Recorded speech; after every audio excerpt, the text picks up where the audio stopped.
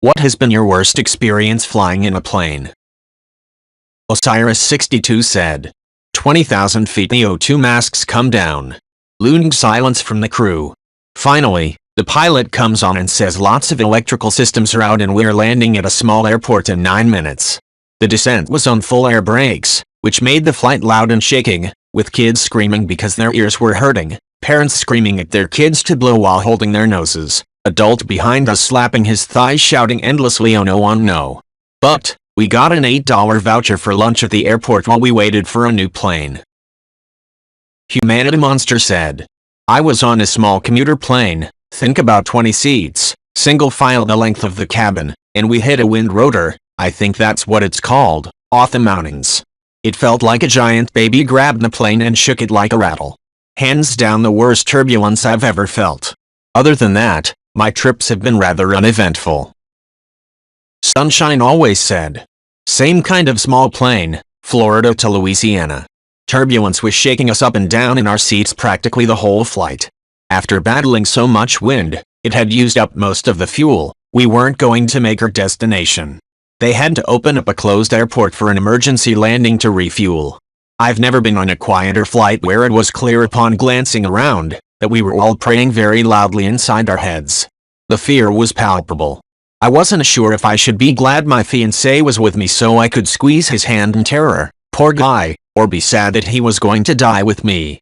After the refueling and emergency restroom visit for everyone, airport tried to refuse us off the plane. We landed safely at our destination and thanked the crew profusely.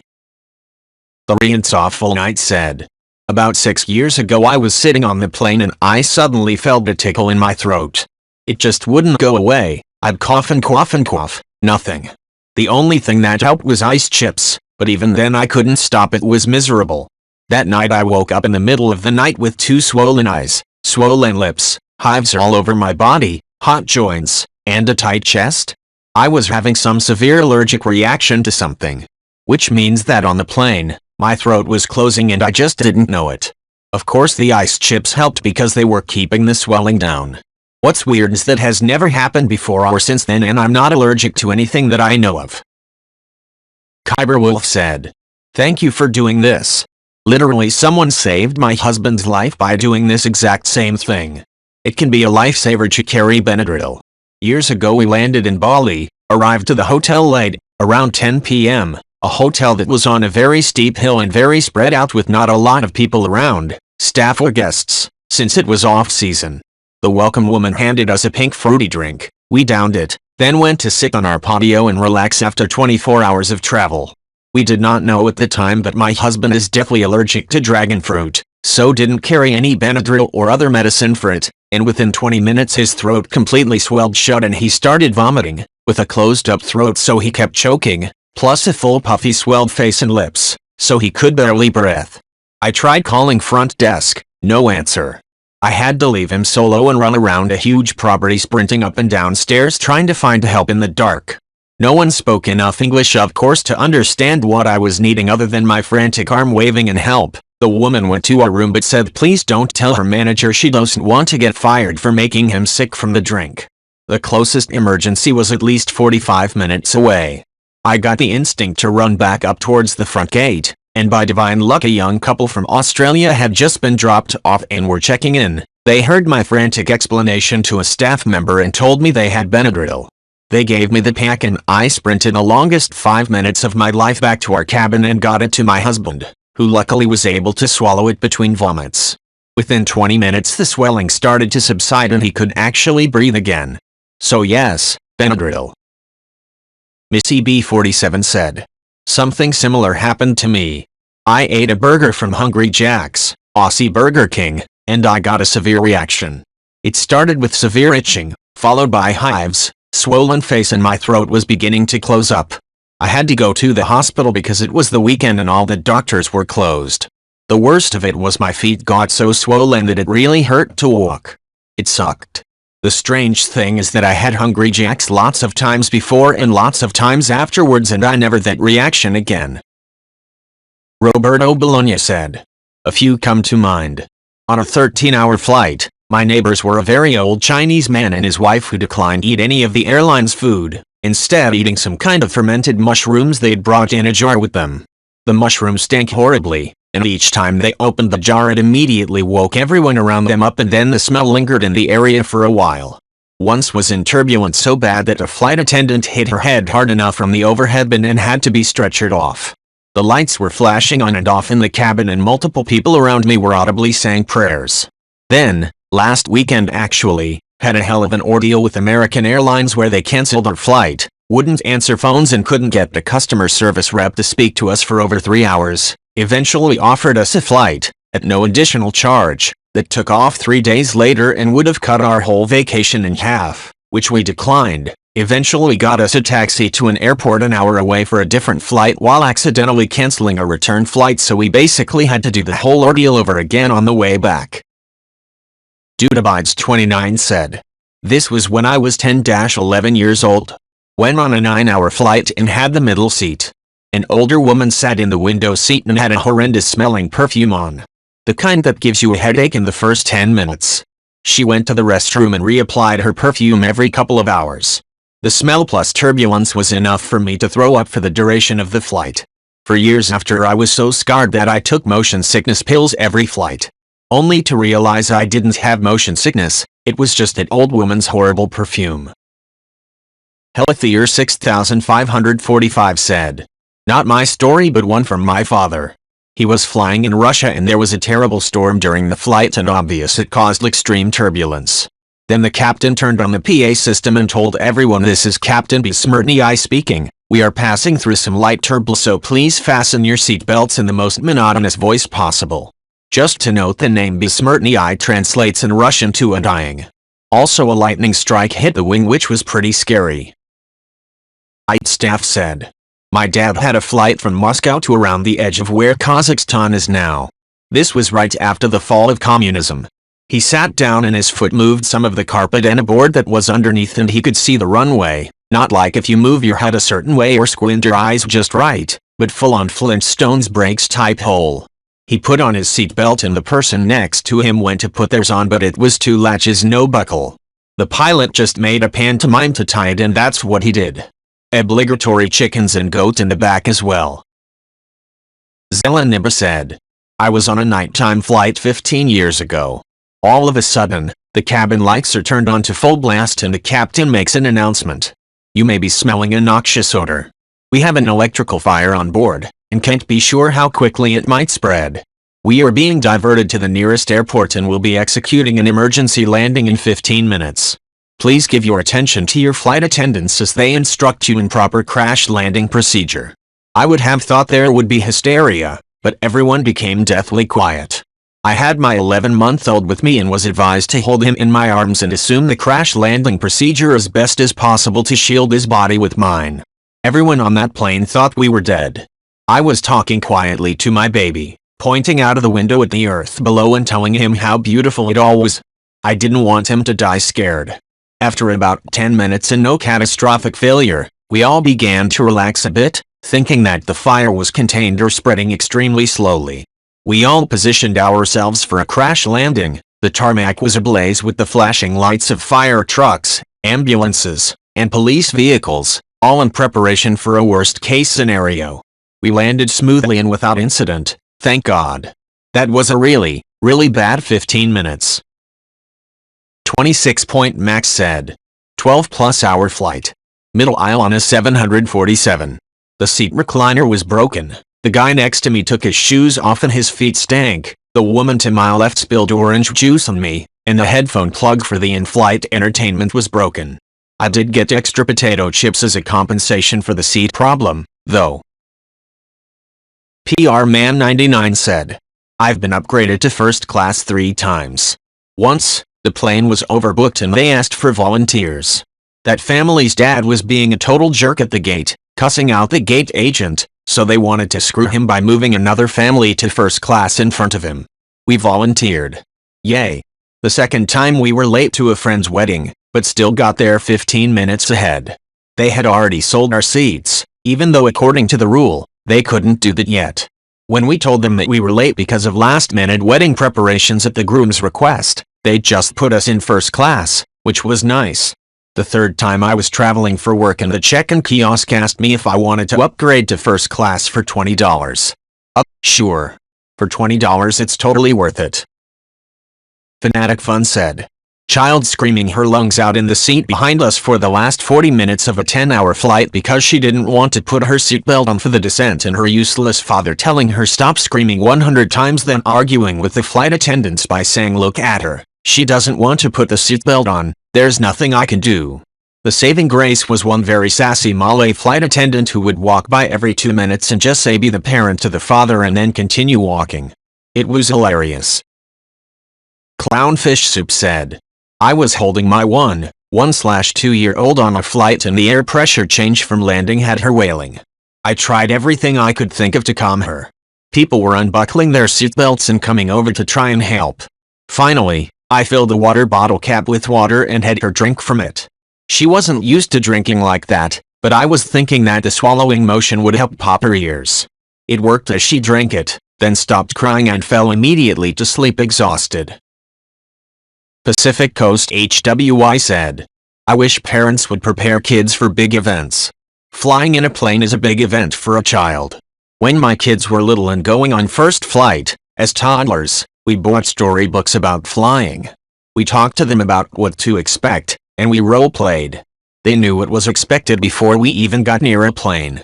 With babies it's harder because oftentimes it's an ear issue and you can't do anything about it. I remember flying with my oldest and starting to descend and she started fussing. Some old lady kept looking back at me. So, I decided to nurse my baby because the sucking would maybe pop her ears. Stupid old cow gave me even dirtier looks. Not so it said. On a flight from Philadelphia to Denver, late December 1990. As we get about an hour from Denver, pilot tells us a blizzard has closed the Denver airport, and we need to divert. We divert to a place called Gunnison Company. Gunnison Airport is small, not really set up for large commercial airliners. As we approach, I look out the window and see mountaintops on either side. The captain comes on and tells us to prepare for an emergency landing. Meaning stow your stuff, buckle your seatbelt, and assume the crash position, as in put your head between your legs. Now I'm about 14 years old, traveling with my aunt, 2 cousins and their 2 friends. My cousin Billy and I are joking about this situation, while my aunt is praying with my other cousin. We land, and need basically every foot of the runway to come to a stop. The pilot then has to get off the plane and make a phone call because we're basically alone, hours from Denver. They get some shuttle buses to show up after about an hour, then we begin the 6-hour ride to Denver. That was a long-ass day. The Beer Baron said. Are you me? I was actually feeling it the whole flight, but it didn't hit until we were landing. First round in the barf bag, but no way the second round was going in there. Got up and ran the second we hit the runway.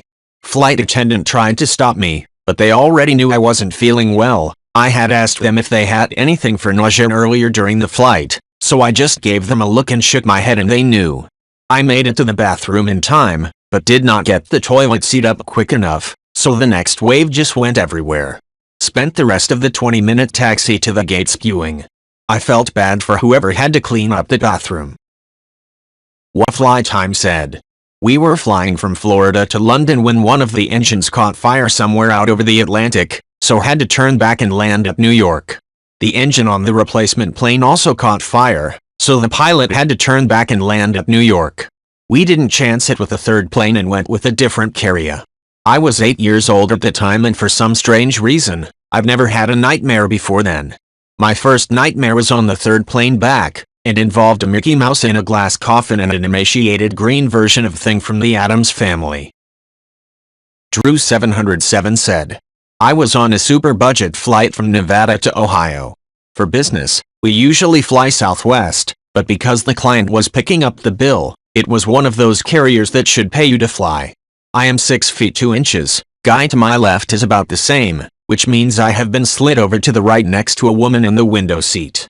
Throughout the entire flight I see her rocking back and forth, leaning her head down between her legs, and making whispered statements accompanied with whimpering.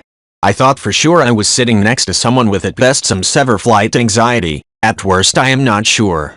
It wasn't until the end that I hear a small bark come from below her seat, and I notice the pet carrier holding the small dog this lady was calming. I thought for sure she was just going to have a complete psychotic episode next to me the entire flight. Emily Chow said, flying home to Australia. There's some European family whose daytime is apparently our nighttime. Bored kids run endless up and down the aisles making sleep impossible. Cabin staff were useless. While in transit, a kid produces a green laser and waves it around. Unsure if it was powerful enough to blind, but idiot parents don't tell him off. I just walks away, had enough bullshit. Thankfully their connecting flight was not the same. Slept for maybe 2 hours before arriving to attend my mother's funeral. Sparky E. Joe said, 6 hours flight to the west coast. Plane was very hot inside, had 2 small kids behind me screaming and kicking the whole time. The row was 3 seats wide. My row was 3 sweaty fat people, myself included. I had the window seat. Behind us was the mother on the aisle seat with the toddler in her lap. The toddler would screech every couple minutes and would run up and down the aisle. The 2 older kids behind me spent most of the flight climbing on my seat and playing in the floor hitting my seat. Their names were super basic names like Jaden and Brayden. I learned through the non-stop arguing and screeching fights. The mom did nothing the entire flight, even with requests by the staff. She only said this is why Daddy doesn't want us to visit. Schroeder Nick said, finally something I can answer. I was headed to the Philippines on a 2-week vacation with my cousin. We were in San Francisco waiting to board. Our plane got delayed 4 hours. That's just the start. Finally after boarding, they had overseated the plane and no one was volunteering. So they started to force people off the plane and I had been chosen. After some arguing and negotiating, me and my cousin thankfully stayed on the plane. After taking off and eating our dinner on the plane, the lights got turned off. As the flight attendant was navigating the cabin and handing out drinks, she tripped over someone's foot in the aisle and spilled beer over me and my cousin. After getting cleaned up and into clean clothes, almost everyone was asleep as we were in the middle of the Pacific Ocean. It was roughly 3 a.m. at this point. I can never sleep on planes, so I was wide awake. I decided to go brush my teeth and use the restroom. Being a multitasker I was using the restroom while brushing my teeth. I know it's unsanitary, but being a guy and having 2 hands makes me productive, haha. Schroeder Nick said. Then everything went south. The plane gave 1 small bump warning of turbulence with no comment from the pilot. Out of nowhere we hit dead air. The plane dropped, and I mean dropped. My buddy flew up and smashed the ceiling, toothpaste and pee flying everywhere in the latrine. Meanwhile all I hear is bloody murder screaming on the cabin outside the door. I was on the ceiling for a solid 5 seconds that felt like 5 minutes. We finally hit good air and leveled out. In come smashing back down and hit hard. Latrine always an absolute mess. I rush out of the bathroom to my seat and buckle in immediately. The cabin was destroyed. People's food, drinks, personal items were everywhere. Seats were soaked, including mine. Ceiling had food stuck to it. People were still screaming and crying. The pilot came on and said that the dead air was no on the radar and the rest of the flight would be smooth. And thank God it was. The rest of the flight was peaceful. But holy hell was the first half of a 10-hour flight miserable. Thankfully I always pack 2 change of clothes on carry-on for international flights, so I had another clean pair to change into. TLDR? 4 hours delayed flight, almost got kicked off due to overbooking, beer spilled all over me. Crazy turbulence which caused pee and toothpaste to go everywhere and hearing bloody murder, and then a messy cabin for the remainder of the flight. Always wear a seatbelt even when the sign is turned off. Edit. Spelling. Benin 9K said. I had the same thing happen to me, and I'm 6 feet 4 inches tall. It was a 12-hour flight to Tokyo. While everyone was boarding I was trying to find a way to even fit in that spot with my long legs. Then the person with the seat next to me, more leg room, showed up. She was a nice young lady from the US Navy, barely over 5 feet tall, on her way to a base in Japan. She graciously offered to swap seats. She got the window she wanted, but I thankfully got enough leg room without having to amputate above the knee. I hope she enjoyed the flight and her time in Tokyo, cause she saved me 12 hours of extreme discomfort. That other guy CA said. They had to do an emergency landing during a snowstorm after running out of fuel because we flew in circles for 3 hours waiting for the storm to clear at any nearby airports.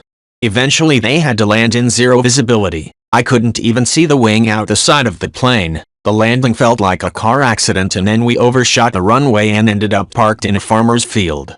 On the plus side, we got to use the slide and I rode in the fire truck back to the airport, and since I was 14 at the time, it was the greatest day ever. But yeah, looking back, we could have easily been killed during that landing. And to this day, I still get super tense during landings. I did read the sidebar said. We were flying on a night flight from Germany to New York, and the flight couldn't have gone any better. We were descending into JFK, nighttime, and the back wheels touched ground. Then the nose and everyone started clapping. Then 2.2 seconds you just hear the engines go full throttle and we took right off. You can see the terror and panic in people's faces. I was with my cousin who suffers from panic attacks as is, so this triggered it instantly. The flight attendants didn't seem to have any idea either. I immediately thought it was being hijacked. We flew around in circles for 10 minutes before the pilot came on the PA and pretty much said, "Our apologies about that. We were landing on a takeoff runway." I think about what could have happened very often as I fly pretty frequently. Cyrus the Cray said, "Was on a study tour when I was 10. The principal had the same surname as me, so he was arranged to sit next to me. He was nice, but any kid would be frightened to sit next to the head of school for several hours. I was so nervous I didn't chat with my friends and watched movies on the TV, trying to be the best behaving student. The worst part is that he keeps using the flight's deck of cards to tempt magic with me, and failed every time. I experienced my first cringe on that plane and it lasted 4 hours. Also, I was having a fever, but there's no way I would give up the chance, so I still got on the plane." Liquid Summer Haze said, "I used to fly by myself a lot and really enjoyed it. One flight I was on was a smaller plane, but I was lucky enough to score a window seat, or so I thought. I was lucky. In comes a very overweight guy, not shaming his weight, just pointing it out, who is assigned to sit next to me. He takes up more than the seat size, which results in me having basically only half of my seat and being smooshed against the side of the plane for the entire flight. I'm a small person too, but I like my wiggle room just as much as the next guy. That wasn't the worst part though. He smelled so bad. Like the type of body odor people get when they haven't showered in multiple days. I know the flight attendants felt bad for me, but there was nothing they could do to help me escape as it was a fully booked flight. Thankfully the flight was only 2 hours and I have never experienced this again, but man, I hope to never go through that again. Please take a shower before flying. Thanks, haha." Double Nichols 2020 said, "On a flight from Wausau, WI to Chicago, I was on a small regional jet. I was talking to my coworker in the seat across the aisle as we approached Chicago. One moment I'm looking face to face with him, then suddenly I was looking down at him. Right after that, I was looking up at him. We finally settled back into a normal cruising pattern, but it was a scary WTF just happened moment. I don't think we came close to rolling over, but it sure as hell felt that way. When we arrived at O'Hare, where I considered kissing the tarmac, a fellow passenger suggested that we'd somehow been caught in the wake of a larger jet. Sounded plausible but not terribly reassuring. The best moment occurred after the pilot brought the plane back under control. The cabin was deadly silent, and the captain opened his microphone, cleared his throat, and said, "Sorry." He was a man of few words, I guess.